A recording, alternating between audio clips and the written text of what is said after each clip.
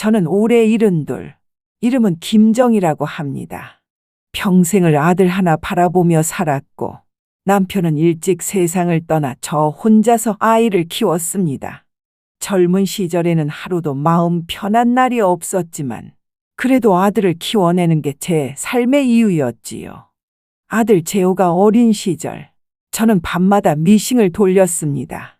낮에는 시장에서 채소를 팔고 밤에는 허리를 굽혀 바느질을 했습니다. 잠든 아이의 얼굴을 보며 너는 꼭 사람답게 살아야 한다 되뇌며 버텼습니다. 그렇게 키운 아들이 대학에 가고 취직을 하고 결혼을 했습니다. 저는 세상 누구보다 기뻤습니다. 그 아이가 잘 되어준 것만으로 제 인생은 성공이라 생각했으니까요. 하지만 70평생 제게 가장 큰 모욕은 바로 그 아들의 입에서 나왔습니다. 그날의 기억을 아직도 잊을 수가 없습니다. 봄 햇살이 따뜻하던 토요일이었습니다. 저는 손수 장바구니를 챙겼습니다. 직접 담근 김치, 손주들이 좋아하는 잡채 재료, 된장, 두부, 무겁게 들고 가는 길이었지만 제 마음은 가볍고 설렜습니다. 손주들이 할머니 왔다 하며 달려올 걸 상상하니 그저 웃음이 났습니다. 현관 비밀번호를 누르자 문이 열렸습니다. 맞이해준 건 며느리 수진이었습니다. 정중히 인사했지만 어딘가 굳은 표정이었습니다. 어머니 오셨어요. 저는 환하게 웃으며 장바구니를 내보였습니다. 오늘 잡채 해줄 거야. 준호가 좋아하잖니. 수지는 잠시 멈칫하더니 낮게 말했습니다. 감사하지만 어머니 요즘 준호 건강 때문에 기름진 건 자제해야 해요. 저는 웃으며 대답했습니다. 그래도 한 번쯤은 괜찮잖아. 애가 좋아하는 건데. 거실에서 나오던 아들이 그 말을 들었습니다. 엄마, 수진이 말이 맞아요. 요즘 준호 살이 찌는 게 걱정돼요. 저는 고개를 끄덕이며 대충 넘겼지만 속은 서늘해졌습니다. 내가 손주 건강 생각을 안 하겠나. 그저 기뻐하는 얼굴이 보고 싶었던 건데. 며칠 후 또 일이 있었습니다. 손주 손에 사탕을 쥐어주려던 순간 며느리가 날카롭게 말했습니다. 어머니, 사탕은 그만 주세요. 치아에 안 좋다고 했잖아요. 저는 멈칫하며 사탕을 거두었습니다. 손주는 울음을 터뜨렸고 며느리는 아이를 안고 방으로 들어가 버렸습니다. 그 순간 제 가슴에 차가운 바람이 훌고 지나갔습니다. 밤이 되어 혼자 집에 돌아와도 마음은 무겁기만 했습니다. 내가 그렇게 잘못한 걸까? 내가 틀린 걸까? 평생을 지켜온 방식이 다 부정당하는 기분이었습니다. 결정적인 순간은 그 다음 주 일요일 저녁이었습니다. 온 가족이 식탁에 둘러앉아 저녁을 먹던 중이었습니다. 저는 된장찌개를 끓이며 말했습니다. 재호야, 어릴 때 이 찌개 좋아했지? 세 그릇이나 먹곤 했잖아. 그 순간 아들은 젓가락을 내려놓으며 말했습니다. 엄마, 이제 좀 그만하세요. 순간 공기가 멈춘 듯 했습니다. 뭐가 그만이라는 거니? 엄마 얘기, 엄마 방식 다 옛날 얘기잖아요. 지금은 시대가 달라요. 제발 우리 방식을 존중해 주세요. 그 말이 제 가슴을 찔렀습니다. 옛날 얘기라니. 내가 살아온 날들이 구식이라니. 그렇게 버텨온 내 삶이 아들의 입에서 그만이라는 한마디로 잘려나가다니. 저는 떨리는 목소리로 물었습니다. 재호야, 내가 그렇게 짐이 되니? 아들은 침묵했습니다. 그 침묵이 오히려 칼날보다 깊게 파고들었습니다. 그날 이후 저는 아들 집에 발걸음을 끊었습니다. 전화도 삼갔습니다. 아들이 던진 이제 좀 그만하세요. 라는 말이 머릿속을 떠나지 않았습니다. 하지만 손주 준호 얼굴이 보고 싶어 며칠 뒤 참지 못하고 찾아갔습니다. 현관 앞에서 벨을 누르니 며느리 수진이 나왔습니다. 표정은 여전히 딱딱했습니다. 어머니, 다음엔 오시기 전에 꼭 연락 주세요. 갑자기 오시면 저희도 불편해요. 그 말에 가슴이 철렁 내려앉았습니다. 불편하다. 나는 이 집에 불편한 손님이 된 걸까? 돌아오는 지하철 창에 비친 제 얼굴은 초라하기만 했습니다. 손에 들린 장바구니가 그렇게 무거울 수가 없었습니다. 며칠 후 더 충격적인 일을 겪었습니다. 우연히 아들과 며느리의 대화를 듣게 되었기 때문입니다. 문틈 사이로 새어나온 목소리였습니다. 수진아, 엄마가 또 서운해하실 거야. 여보, 솔직히 말해요. 어머니 계속 오시면 우리 생활 힘들어요.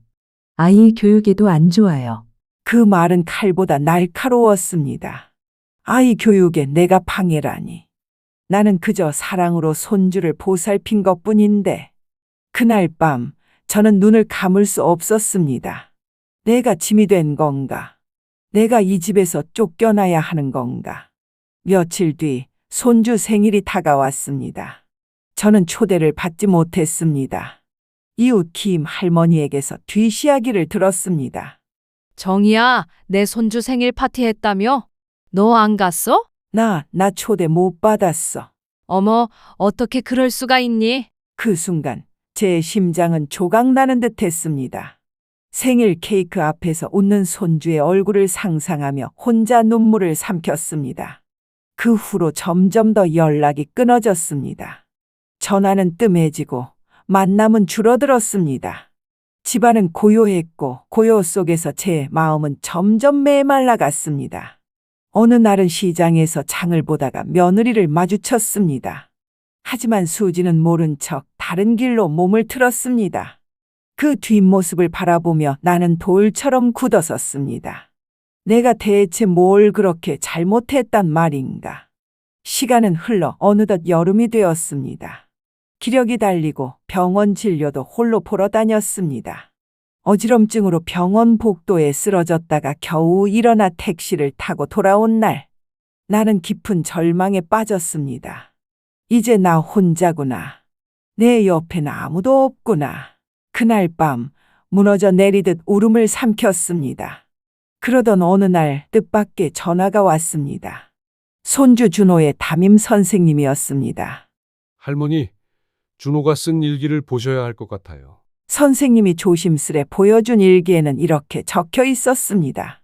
나는 할머니랑 더 있고 싶다. 그런데 아빠가 오지 말라고 해서 속상하다. 그 글을 보는 순간 가슴이 찢어졌습니다.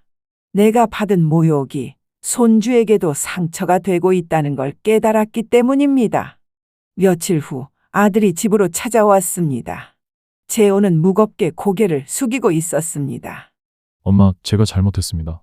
나는 아들의 눈을 똑바로 바라보며 말했습니다. 재호야, 너는 내 전부였다. 그런데 내 입에서 그런 말이 나올 줄은 몰랐다. 아들은 눈가가 붉어지며 울먹였습니다. 회사 일 때문에, 생활비 때문에 너무 힘들었어요. 수진이 눈치도 보이고 그래서 그만. 나는 깊게 숨을 내쉬었습니다. 재호야, 기억해라. 가족은 짐이 아니다. 나는 내 짐이 아니라 내 어머니야. 그 말에 아들은 눈물을 흘렸습니다. 옆에 있던 며느리도 고개를 숙였습니다. 어머니, 저도 죄송합니다. 어머니 마음을 이해하지 못했어요. 나는 고개를 끄덕였습니다. 그래, 이제라도 알았으면 됐다. 그날 밤 오랜만에 온 가족이 함께 식탁에 둘러앉았습니다. 손주 준호는 내 품에 안겨 말했습니다. 할머니 또 놀러 오세요. 나는 눈물이 터져 나올 뻔했지만 꾹 참으며 아이를 꼭 안아주었습니다. 화해의 말이 오간 그날 밤, 저는 침대에 누워 오래도록 잠을 이루지 못했습니다. 마음 한켠은 안도했지만 또 다른 한켠에서는 허전함이 가시지 않았습니다. 70평생 지켜온 제 삶이 아들의 한마디로 무너질 뻔했던 기억은 쉽게 잊히지 않았습니다. 며칠 뒤 저는 결심을 했습니다. 이제는 나 자신을 위해서도 목소리를 내야 한다는 걸. 그동안은 아들을 지키고 가정을 위해서 희생하는 게 당연하다 여겼습니다. 하지만 이제는 달라야 했습니다. 그래서 저는 아들에게 단호히 말했습니다. 재호야, 나는 더 이상 조용히만 있지 않을 거다. 나도 내 삶이 있고 내 존엄이 있다. 아들은 놀란 듯 눈을 크게 떴습니다. 엄마, 그런 뜻이 아니었어요. 그냥 우리가. 아니다. 내가 던진 그 한마디. 이제 그만하세요라는 말이 내 마음을 어떻게 찔렀는지 너는 모른다. 나는 그날 밤 내가 평생 쌓아온 게 다 무너진 것 같았다. 아들은 고개를 숙였고 며느리도 차마 눈을 들지 못했습니다. 며칠 후 작은 사건이 또 하나 있었습니다. 손주 준호가 학교에서 그림일기를 그려왔는데 그 속에 저와 함께 있는 모습이 그려져 있었습니다. 옆에는 짧게 이렇게 적혀 있었습니다. 할머니랑 있으면 마음이 따뜻하다. 그 글을 본 순간 저는 다시 한번 마음을 다잡았습니다. 아들의 말 한마디는 날카로웠지만 손주의 글 한 줄은 제 삶을 다시 일으켜 세워주었습니다. 저는 준호에게 다정하게 말했습니다. 준호야, 할머니가 언제든 널 지켜줄 거야. 어떤 일이 있어도. 그 후로 저는 아들 집을 찾을 때마다 제 마음을 솔직히 말했습니다. 싫은 것은 싫다. 서운한 것은 서운하다. 예전 같으면 꾹 삼키고 돌아왔겠지만 이제는 다 말했습니다. 수진아, 내가 준호에게 사탕을 준 건 사랑 때문이다. 네가 걱정하는 마음 알지만 내 마음도 존중해 주렴. 수진은 처음에는 어색해했지만 차츰 제 말에 귀를 기울이기 시작했습니다. 어머니, 제가 너무 날카로웠던 것 같아요. 그래, 우리 서로 맞춰 가자꾸나. 나는 내 적이 아니다. 우리 모두 가족이다. 그렇게 시간이 흐르면서 가족의 분위기는 조금씩 달라졌습니다. 아들은 더 이상 그만하세요 라는 말을 꺼내지 않았습니다. 대신 제 이야기를 끝까지 들어주려 노력했습니다. 며느리도 손주의 교육 문제를 논할 때 제 의견을 묻기 시작했습니다. 저는 작은 변화들이 고마웠습니다. 마치 얼어붙은 겨울 땅에 봄이 스며드는 것 같았습니다. 하지만 제 마음속 깊은 곳에는 여전히 그날의 상처가 남아 있었습니다. 70평생 살면서 처음 들은 그 모욕, 이제 그만하세요 라는 말은 지워지지 않았습니다.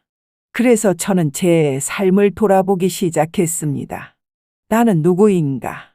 나는 그저 아들의 어머니일 뿐인가? 아니면 한 사람의 여성, 한 사람의 인간으로서 내 삶이 있는가? 오랫동안 잊고 지낸 질문들이 다시 떠올랐습니다. 저는 다시 친구들을 만나기 시작했습니다. 경로당 모임에도 나가고 옆집 김 할머니와도 자주 차를 마셨습니다. 가끔은 글을 써 내려가기도 했습니다. 손주에게 보여줄 동화 같은 짧은 글이었지만 제 마음을 다스리는데 큰 힘이 되었습니다. 무엇보다 저는 제 자신을 존중하기 시작했습니다. 거울 앞에 서서 말했습니다. 정희야, 너는 짐이 아니야. 너는 살아온 세월만큼 존엄한 사람이다. 그 말을 들으며 눈물이 났지만 이번엔 슬픔의 눈물이 아니었습니다. 오히려 제 자신을 위로하는 눈물이었습니다. 몇 달 뒤 온 가족이 다시 모이는 자리가 있었습니다. 추석을 맞아 아들과 며느리, 손주가 제 집으로 찾아왔습니다. 밥상 위에는 제가 정성껏 차린 음식이 가득했습니다. 갈비찜, 잡채, 나물, 전, 손주가 좋아하는 것들로 채웠습니다. 식탁에 앉은 아들이 조심스레 말했습니다. 엄마, 이번엔 저희가 도울게요. 저는 웃으며 고개를 끄덕였습니다. 그래, 같이 하면 더 맛있지. 그 순간 손주 준호가 제 손을 잡으며 말했습니다. 할머니 음식이 제일 맛있어요. 그 말에 제 눈가가 뜨거워졌습니다. 아들이 했던 차가운 한마디는 아직도 지워지지 않았지만 손주의 따뜻한 한마디가 제 상처를 덮어주었습니다. 이 이야기를 듣는 여러분, 저는 오늘 제 이야기를 들려드렸습니다. 아들이 던진 차가운 한마디는 제 마음을 깊이 베었습니다. 하지만 그 상처 속에서도 저는 깨달았습니다. 가족의 말 한마디는 칼보다 날카로울 수 있지만 다시 서로를 안아줄 때만 아물 수 있다는 거요. 이제 저는 더 이상 침묵하지 않습니다. 가족에게도, 세상에도, 그리고 제 자신에게도 나는 존엄한 사람이다 라고 말합니다. 오늘 제 이야기가 누군가의 가슴에 작은 울림이 되길 바랍니다. 여러분도 기억하세요. 가족을 향한 말 한마디, 그 무게는 생각보다 훨씬 크다는 것을요.